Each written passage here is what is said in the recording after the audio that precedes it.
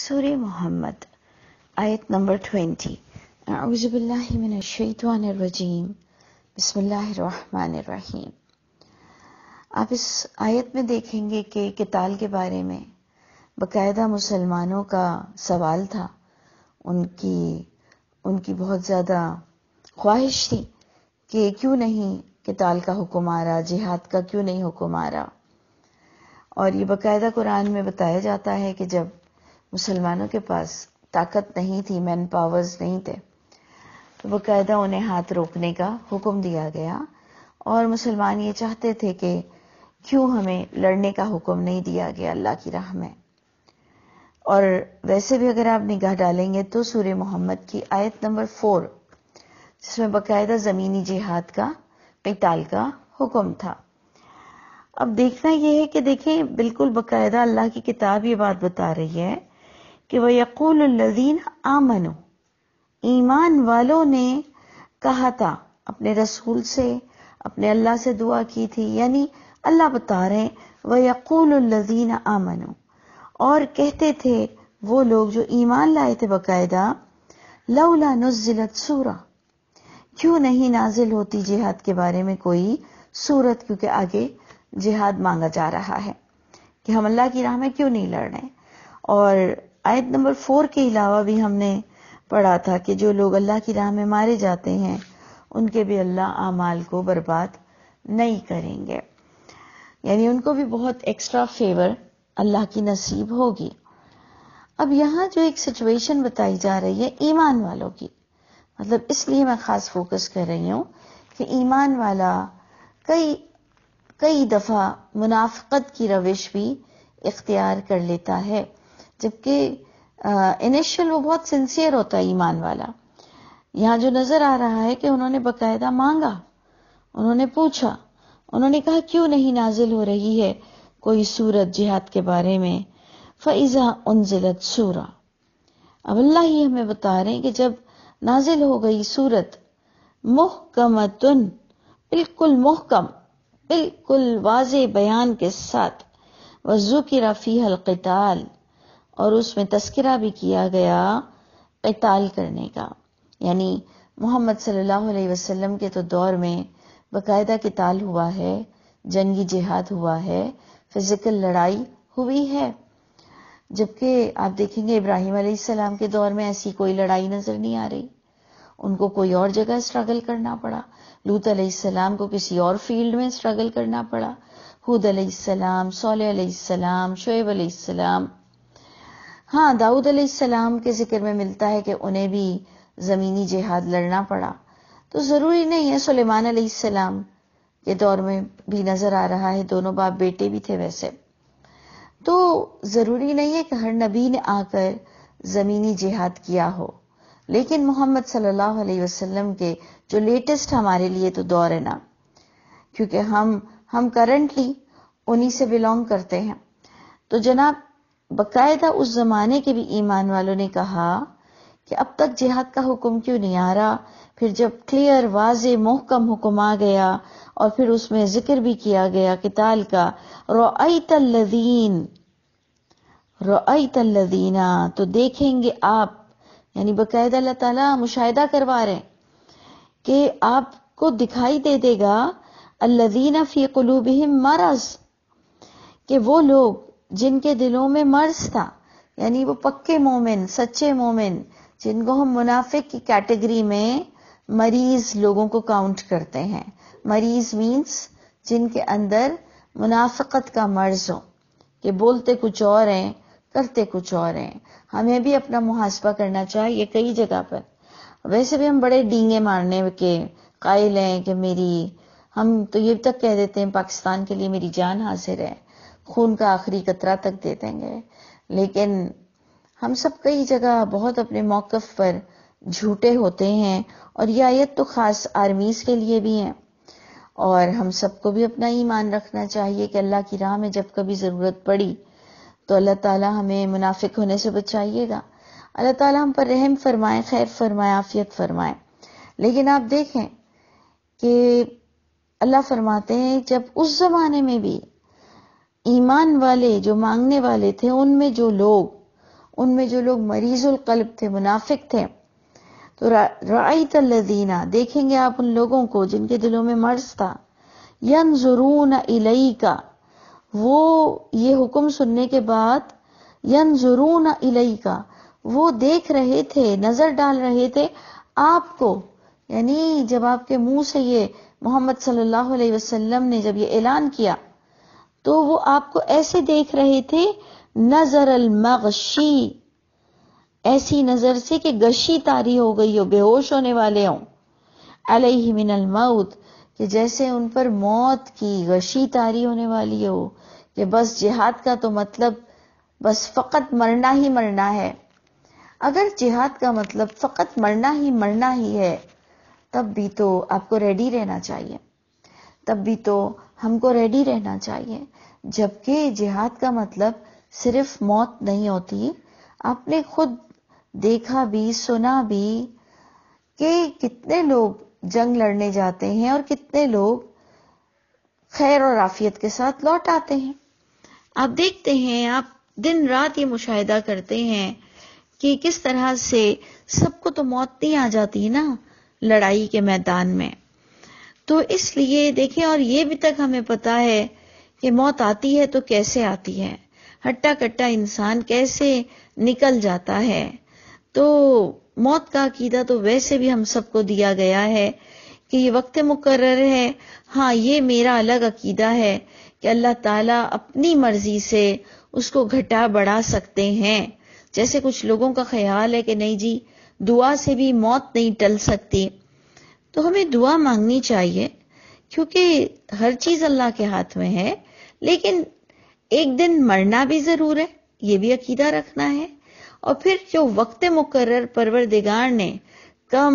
زیادہ کر کے بھی مخصوص ضرور رکھا ہے، تو جب موت آ جائے تو پھر ہمیں سیٹسفائی رہنا چاہیے اپنے پیاروں کے لیے کہ بس یہ ان کا لاسٹ ڈے تھا، اور اللہ ہم سب کو عزت کے ساتھ اس دنیا سے جانا نصیب فرمائے اور عزت والی زندگی بھی ہمیں جینا نصیب فرمائے۔ تو anyway، ہم ادھر دیکھتے ہیں کہ اس زمانے کے لوگ جنہوں نے محمد صلی اللہ علیہ وسلم کے درس سنے، ان کی محفل میں بیٹھے، ان کے ہاتھوں پر بیعت کی، ان کو ٹچ بھی کیا، ان کو اپنی خاص نیکڈ آئیز سے بھی دیکھا، اس کے باوجود وہ جان دینے کو سب تیار نہیں تھے۔ جو ہمارے ہاں بڑی روایتیں پیش ہوتی ہیں کہ نبی کریم صلی اللہ علیہ وسلم کو تو دیکھ کر ہی بندہ ان کا شیدائی ہو جاتا ہے اور ان پر جان دینے کو تیار ہوتا ہے اور دل و جان سے ان کا بس ہو جاتا ہے۔ تو ایسی ہمیں کوئی سین نظر نہیں آ رہا۔ باقاعدہ اس زمانے میں ان سے ملاقات کرنے والے لوگوں نے بھی، کئی لوگوں نے، کئی سچے تھے کہ جب انہیں ڈرایا گیا، سورہ احزاب بتاتی ہے کہ کچھ لوگ تو ایسے تھے، کچھ صحابہ، کہ انہیں جب ڈرایا گیا کہ ڈرو کہ لوگ تمہارے لیے جمع ہو چکے ہیں، تو انہوں نے کہا ھذا ما وعدنا اللہ ورسولہ وصدق اللہ ورسولہ۔ انہوں نے کہا یہی تو دن ہے، یہی تو وقت ہے جس کا اللہ اور اس کے رسول نے ہم سے وعدہ کیا تھا۔ اور اللہ فرماتے ہیں کہ نہیں زیادہ ہوا ان کا، نہیں بڑھا، مگر ایمان اور بڑھ گیا، کہ ہمیں ڈراؤ مت، ہم ڈرنے والے لوگ نہیں ہیں۔ تو یہ چیز آپ دیکھ لیجئے کہ کس طرح سے اللہ فرماتے ہیں کہ سب محمد صلی اللہ علیہ وسلم کے زمانے میں نہ مسلمان ہوئے، اور سب دل و جان سے مسلمان ہونے والے بھی پکے سچے سارے کے سارے منافق نہیں تھے اور نہ پورے مسلمان تھے، یعنی کچھ لوگ اچھے تھے اور کچھ لوگ ان کے اندر تھوڑی منافقت تھی۔ یعنی قرآن بتا رہا ہے کہ ایسا لگ رہا تھا ان پر موت کی غشی طاری ہو گئی ہو، جس پر اللہ تعالی کیا کہہ رہے ہیں، فَأَوْلَى لَهُمْ، افسوس ہے ان کے حال پر کہ انہوں نے نبی پایا، انہوں نے اپنے زمانے میں وحی سنی، لیکن جہاد کے حکم پر ان کی جان نکلی جا رہی تھی۔ فَأَوْلَى لَهُمْ، افسوس ہے ان کے حال پر۔ اور پھر اب اللہ تعالیٰ فرماتے ہیں کہ انسان جب کوئی اطاعت اور اچھی بات کہتا ہے، مانگتا ہے، تو پھر اسے اللہ پر بھروسہ کرنا چاہیے۔ تو اللہ فرماتے طاعۃ وقول معروف، اطاعت کرنا اس کا اقرار کرنا، اچھی باتیں مانگنا، اچھی بات کہنا، اچھی بات سننا۔ فَإِذَا عَزَمَ الْأَمْرُ، تو اے لوگوں جب یہ دونوں کام تم کرتے بھی ہو، مانگتے بھی ہو، اطاعت بھی چاہتے ہو، فَإِذَا عَزَمَ الْأَمْرُ، تو جب ارادہ ہو جائے پکا کسی معاملے کا،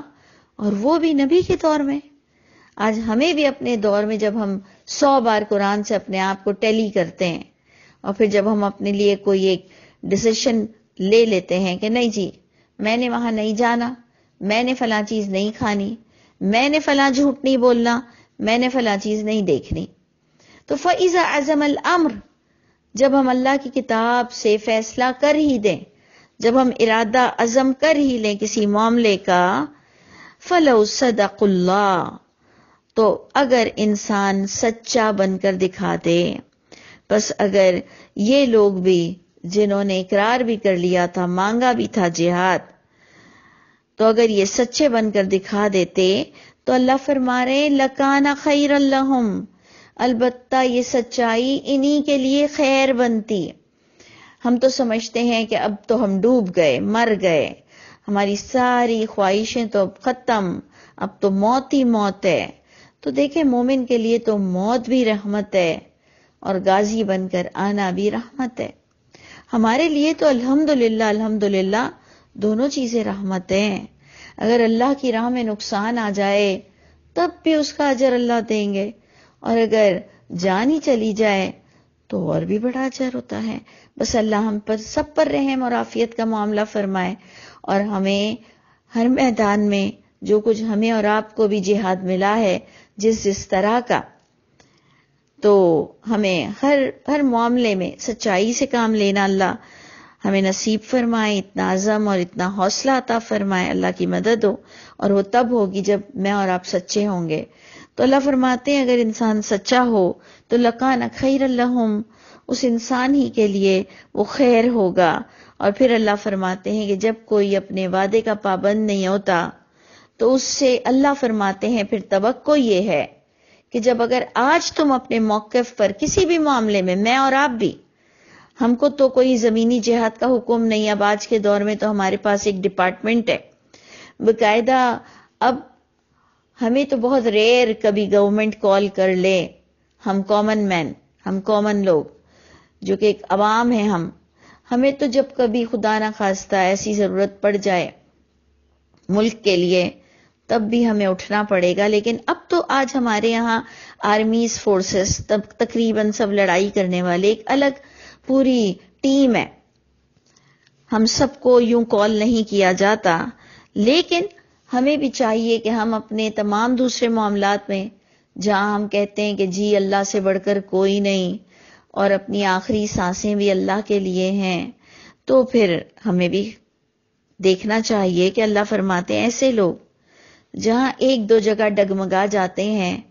تو اللہ فرماتے ہیں ان سے ویسے بھی کوئی توقع نہیں رکھی جا سکتی۔ آگے آیت بتا رہی ہے فَهَلْ عَسَيْتُمْ،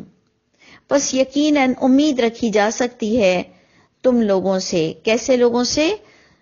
جو جن پر موت کی غشی طاری ہو رہی تھی،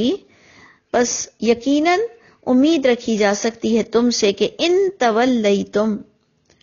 کچھ لوگوں نے اس کا معنی یہ لیا کہ ان تولیتم، کہ اگر جب تم